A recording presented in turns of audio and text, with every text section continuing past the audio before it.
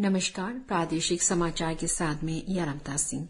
विदेश मंत्री doctor S Jaishankar ने कहा है कि भारत अन्य देशों के साथ शांति का पक्षधर है।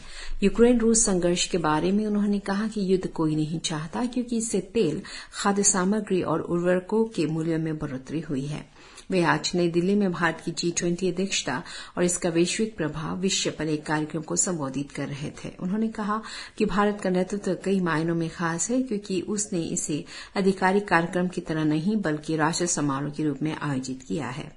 उन्होंने कहा कि भारत इस संगठन की अध्यक्षता ऐसे समय में कर रहा है जब उसे आर्थिक, तकनीकी और डिजिटल प्रगति तथा प्रतिभा के क्षेत्र में विश्वभर में सम्मान प्राप्त है। उन्होंने कहा कि भारत ने इन क्षेत्रों में क्षमता प्रदर्शित करते हुए लोकतांत्रिक मूल्यों पर जोर दिया है। उन्होंने कहा कि इससे भारत को विश्व में विशेष स्थान प्राप्त हुआ है और दुनिया उससे बड़ी उम्मीद कर रही है। राष्ट्रीय खेल दिवस 2023 के उत्सव के भाग के रूप में राजीव गांधी विश्वविद्यालय और जायन इंस्टीट्यूट ऑफ नर्सिंग निर्जली ने मिलकर विश्वविद्यालय छात्रों और कर्मचारियों के लिए CPR पर एक कार्यशाला का आयोजन किया। कार्यशाला में RGU से 120 छात्रों सहित अन्य संगठनों ने सक्रिय रूप से भाग लेते हुए CPR प्रदर्शन का अभ्यास किया। प्रतिभागियों ने वयस्कों और बच्चों पर चेस्ट कंप्रेशन प्रक्रिया सीखते हुए उसका प्रदर्शन भी किया। इस दौरान महिलाओं के स्वस्थ और खेल प्रदर्शन से संबंधित 72 शोध पत्रों का संकलन खेलों में महिलाएं नामक किताब का विमोचन किया गया। प्रदेश भाजपा ने चीन द्वारा जारी स्टैंडर्ड मैप 2023 की कड़ी निंदा की, जिसमें अरुणाचल प्रदेश और अक्साई चीन को पीपल्स रिपब्लिक ऑफ चाइना के क्षेत्र के तौर पर दावा किया गया है। प्रदेश भाजपा के अध्यक्ष तेची नीचा ने कहा कि चीन द्वारा बार बार अरुणाचल प्रदेश को साउथ तिब्बत कहकर उनके क्षेत्र के रूप में दावा करना अशोभनीय और आदतन है। उन्होंने कहा कि अरुणाचल प्रदेश का ऐतिहासिक और राजनीतिक रूप से पीपल्स रिपब्लिक ऑफ चाइना के साथ कोई संबंध नहीं है।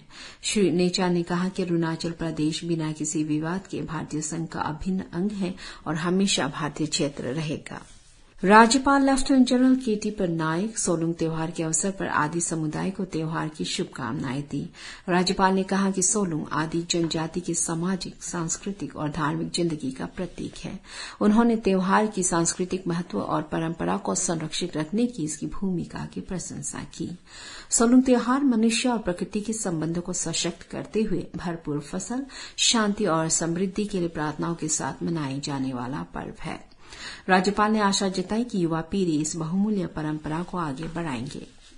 अपर सियांग जिला उपायुक्त हागे लाइलांग ने यिंगक्योंग में कल आपात प्रक्रिया के बुनियादी कौशल के 10 दिवसीय प्रशिक्षण कार्यक्रम में भाग लेकर इसे सफलतापूर्वक संपन्न करने वाले 48 सामुदायिक स्वयंसेवकों से बातचीत की।